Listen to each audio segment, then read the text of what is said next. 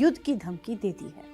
ख्वाजा आसिफ ने कहा, अगर हमें लगा कि हमारी राष्ट्रीय सुरक्षा को खतरा है और पानी भी हमारी सुरक्षा का अहम हिस्सा है, तो हम निश्चित रूप से भारत के खिलाफ युद्ध के मैदान में उतरेंगे।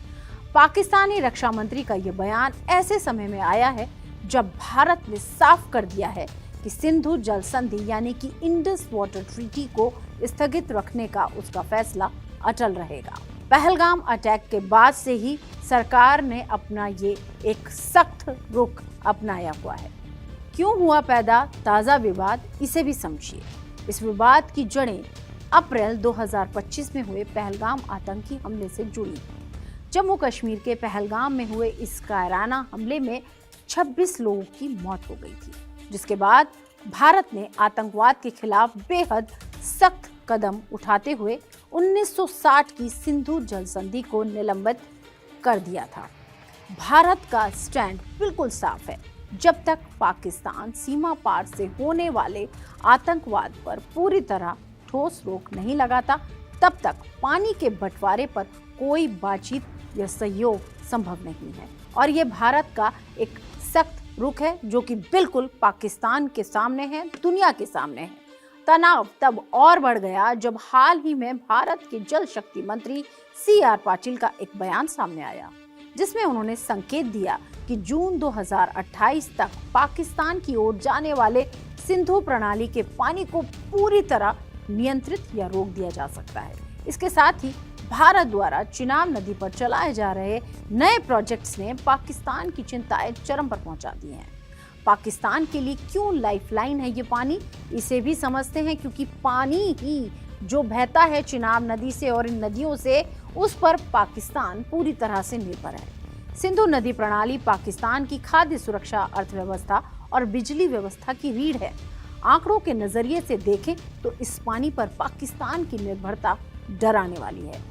खेतों की बर्बादी का डर पाकिस्तान को सता रहा है।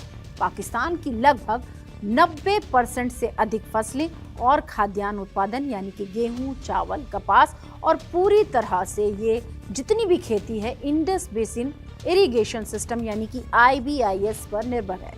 पानी की मामूली कमी भी वहां भुखमरी जैसे हालात पैदा कर सकती है। अर्थव्यवस्था को तगड़ा झटका लग रहा है, यानी कि पाकिस्तान की जो इकोनॉमी है उसकी रीढ़ भी अब हिलने लगी है। पाकिस्तान के सकल घरेलू उत्पाद GDP में कृषि और उससे जुड़े उद्योगों का योगदान करीब 25% है।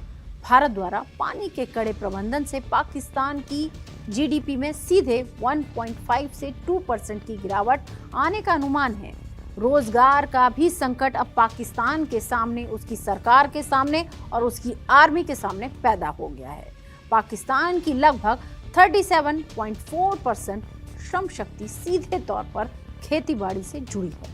पानी के रुकने या समय पर न मिलने से पंजाब और सिंध प्रांतों में लाखों लोग बेरोजगार हो सकते हैं और अंधेरे में डूबने का भी खतरा पाकिस्तान को सता रहा है। यानी कि भारत के पानी से ही पाकिस्तान में बिजली बनती है। पाकिस्तान की 60% से लेकर 79% तक हाइड्रो पावर यानी कि जल विद्युत संधि बेसिन से आती है। सिंधु नदी पर बना उनका सबसे बड़ा तरबेला बांध, जिसकी क्षमता करीब 4888 प्लस मेगावाट, ठप होने की कगार पर पहुंच सकता है, जिससे पूरा देश बिजली संकट से घिर जाएगा। चिनाब नदी पर भारत की फास्ट ट्रैक परियोजनाएं तेजी से आगे बढ़ रही हैं। 1960 की संधि के तहत पश्चिमी नदियों जिसमें सिंधु, झेलम, चिनाब का पानी पाकिस्तान को आवंटित किया गया था, लेकिन संधि के निलंबन के बाद भारत ने चिनाब बेसिन में अपनी जल संसाधन और हाइड्रो पावर क्षमताओं को रिकॉर्ड रफ्तार से बढ़ाना शुरू कर दिया है। और प्रमुख प्रोजेक्ट्स इस प्रकार हैं, यानी कि अब हम आपको बताते हैं भारत कौन कौन से प्रोजेक्ट्स जो हैं वो इन नदियों पर बना रहा है, जिससे पाकिस्तान पूरे सकते में है। पहला, चिनाब ब्यास लिंक टनल, जो कि हिमाचल प्रदेश में है। करीब 2352 करोड़ रुपए की लागत से बन रही ये 8.7 किलोमीटर लंबी अंडरग्राउंड टनल चंद्रा नदी यानी कि चिनाब की सहायक नदी के अतिरिक्त पानी को ब्यास बेसिन की तरफ डाइवर्ट करेगी। पाकिस्तान इसे संधि का सबसे बड़ा उल्लंघन बताता है। और दूसरा पॉइंट है Sawalkot hydro electric project. Jammu Kashmir में इसे बनाया जा रहा है। 192.5 मीटर ऊंचे इस कंक्रीट ग्रेविटी डैम की क्षमता करीब 1856 मेगावाट है। लगभग 5129 करोड़ रुपए का ये प्रोजेक्ट, जो कि 1980 के दशक से लटका हुआ था, अब युद्ध स्तर पर आगे बढ़ाया जा रहा है और सरकार की ये जो प्राथमिकता है कि इसको और आगे बढ़ाया जाए। तीसरा इंपॉर्टेंट पॉइंट है सलाल डैम पुनर्वास।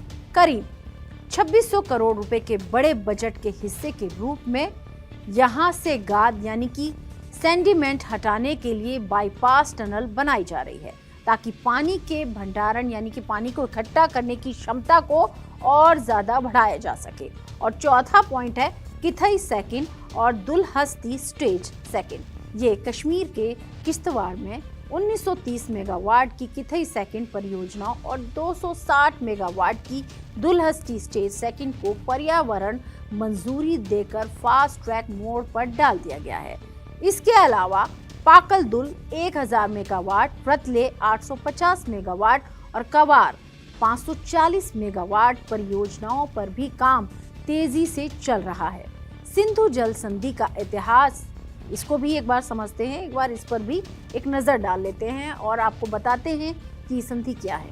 सिंधु नदी प्रणाली में कुल 6 नदियां आती हैं, जिनका बेसिन करीब 11.2 लाख वर्ग किलोमीटर फैला है।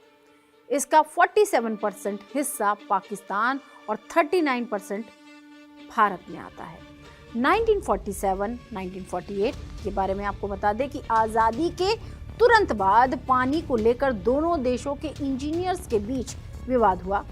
अप्रैल 1948 में जब समझौता खत्म हुआ तो भारत ने नहरों का पानी रोक दिया था, जिससे पाकिस्तान की 17 लाख एकड़ जमीन प्रभावित हुई थी।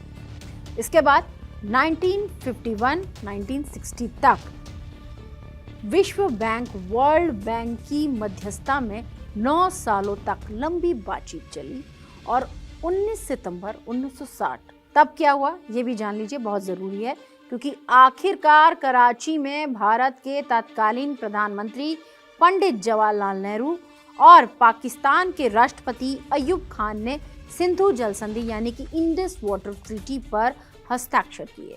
लेकिन अब सतह के नीचे जंग गहराती जा रही है। पाकिस्तान की ये युद्ध की धमकी दरअसल उसके भीतर चल रहे गंभीर जल संकट और आंतरिक कुप्रबंधन को छिपाने की एक कूटनीतिक कोशिश है। इस समय पाकिस्तान के सिंध और बलूचिस्तान प्रांत पानी की